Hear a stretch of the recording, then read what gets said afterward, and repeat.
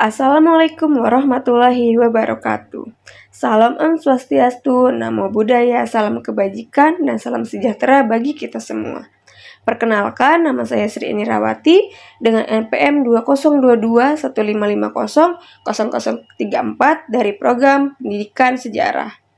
Pada kesempatan ini, saya akan memaparkan materi yang berjudul Metode Ilmiah sebagai Ciri Ilmu Pengetahuan Alam atau IPA. Pernahkah kita berpikir mengapa setiap penemuan ilmiah seperti obat-obatan, teknologi, atau vaksin harus melalui proses penelitian yang panjang?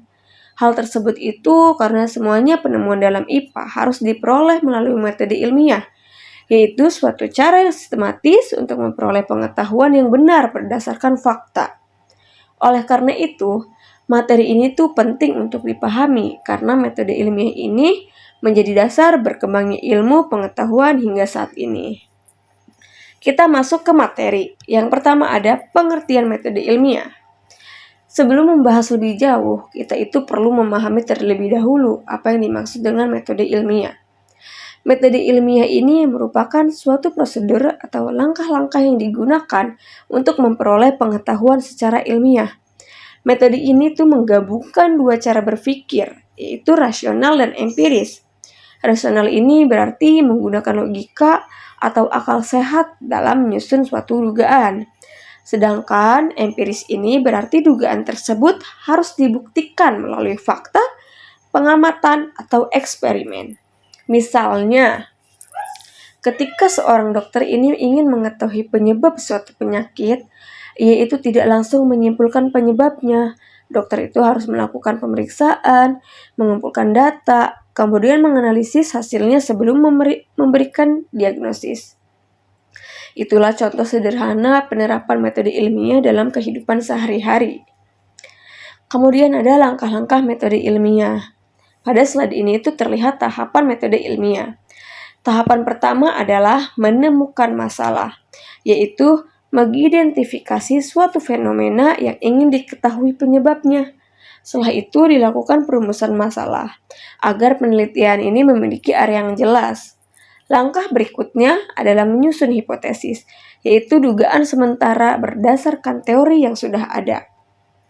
Hipotesis kemudian diuji melalui observasi atau eksperimen untuk memperoleh data yang valid. Selanjutnya data dianalisis. Kemudian ditarik kesimpulan apakah hipotesis tersebut diterima atau ditolak.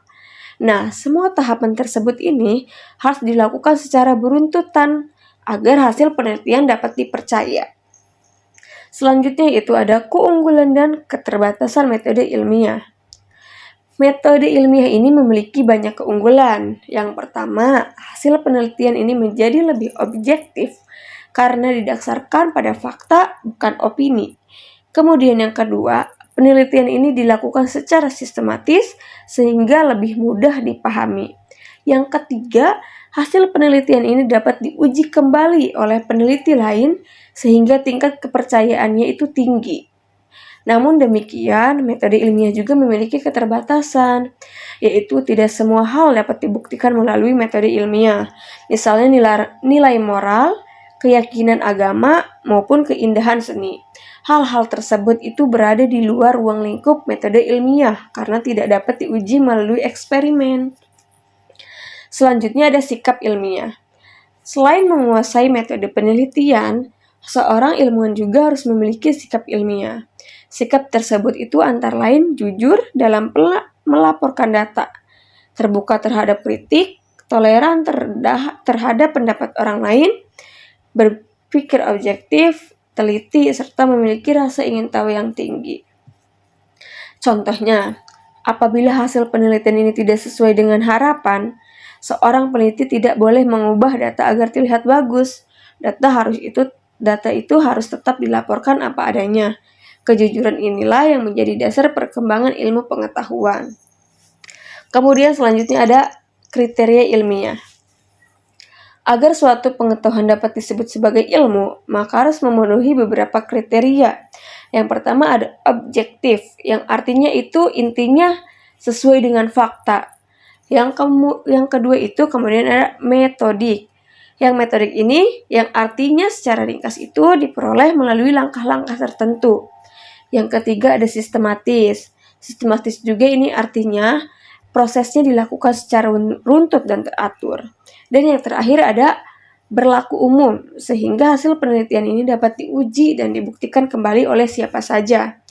Apabila keempat kriteria tersebut itu tidak terpenuhi, maka pengetahuan tersebut dapat diterima sebagai ilmu pengetahuan. Kemudian ada hakikat IPA. Pengertian IPA.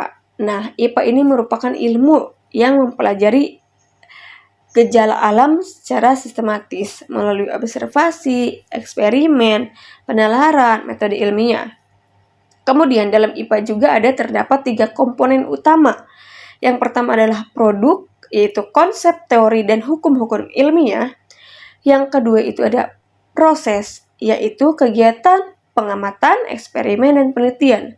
Yang ketiga adalah sikap ilmiah, seperti jujur, objektif, kritis, dan bertanggung jawab. Ketiga komponen ini harus saling berkaitan sehingga menghasilkan ilmu pengetahuan yang terus berkembang. Kemudian ada tujuan IPA juga. IPA itu bertujuan untuk menjelaskan fenomena alam secara ilmiah. Kemudian mengembangkan pengetahuan objektif dan sistematis. Kemudian memberikan pemahaman tentang alam semesta. Kemudian menghasilkan teknologi yang bermanfaat bagi kehidupan manusia. Nah, selanjutnya ada kerangka berpikir IPA. Karakteristiknya itu, alam memiliki pola yang teratur dan dapat dijelaskan secara ilmiah. Nah, IPA ini bertujuan menjelaskan fenomena alam melalui pengamatan dan penalaran yang sistematis. Kemudian ada sifat pengetahuan ilmiah. Pengetahuan ilmiah ini selalu berkembang dan bersifat dinamis. Kebenaran ilmiah ini bukan kebenaran mutlak, tetapi dapat berubah seiring temuan baru. IPA ini memiliki keterbatasan dalam menentukan nilai baik dan buruk. Nah, kemudian ada operasional metode ilmiah. Dalam praktiknya, metode ilmiah ini diterapkan melalui 4 langkah utama. Yang pertama, merumuskan masalah. Kedua, menyusun hipotesis. Ketiga, melakukan pengujian melalui eksperimen atau observasi. Keempat, menarik kesimpulan berdasarkan data yang diperoleh. Proses ini itu membantu peneliti memperoleh hasil penelitian yang logis, objektif, dan dapat dipertanggungjawabkan. Nah, kemudian ada perkembangan IPA. Nah, perkembangan IPA ini diawali dari rasa ingin tahu manusia terhadap fenomena alam, dari pengamatan sederhana, kemudian berkembang menjadi pengalaman, lalu eksperimen, hingga lahir berbagai cabang ilmu pengetahuan. Saat ini, IPA itu berkembang sangat pesat dan melahirkan banyak inovasi di bidang kesehatan, teknologi, komunikasi, transportasi, hingga pendidikan. Hal ini itu menunjukkan bahwa metode ilmiah ini memiliki peran penting dalam kehidupan peradaban manusia. Nah, yang terakhir itu ada kesimpulan. Sebagai penutup, dapat disimpulkan bahwa metode ilmiah ini merupakan dasar utama dalam ilmu pengetahuan alam. Melalui metode ilmiah, pengetahuan ini diperoleh secara objektif, sistematis, dan berdasarkan bukti yang dapat diuji. Selain menghasilkan ilmu pengetahuan, metode ilmiah juga membentuk sikap ilmiah seperti jujur, kritis, teliti, dan bertanggung jawab. Oleh karena itu, metode ilmiah ini sangat penting tidak hanya dalam dunia penelitian, tapi juga dalam kehidupan sehari-hari ketika kita menghadapi suatu masalah. Demikian presentasi yang dapat saya sampaikan mengenai metode ilmiah sebagai ciri ilmu pengetahuan alam. Semoga materi ini dapat menambah wawasan kita tentang pentingnya berpikir secara ilmiah dalam kehidupan sehari-hari. Terima kasih atas perhatiannya semuanya. Sekian, wassalamualaikum warahmatullahi wabarakatuh.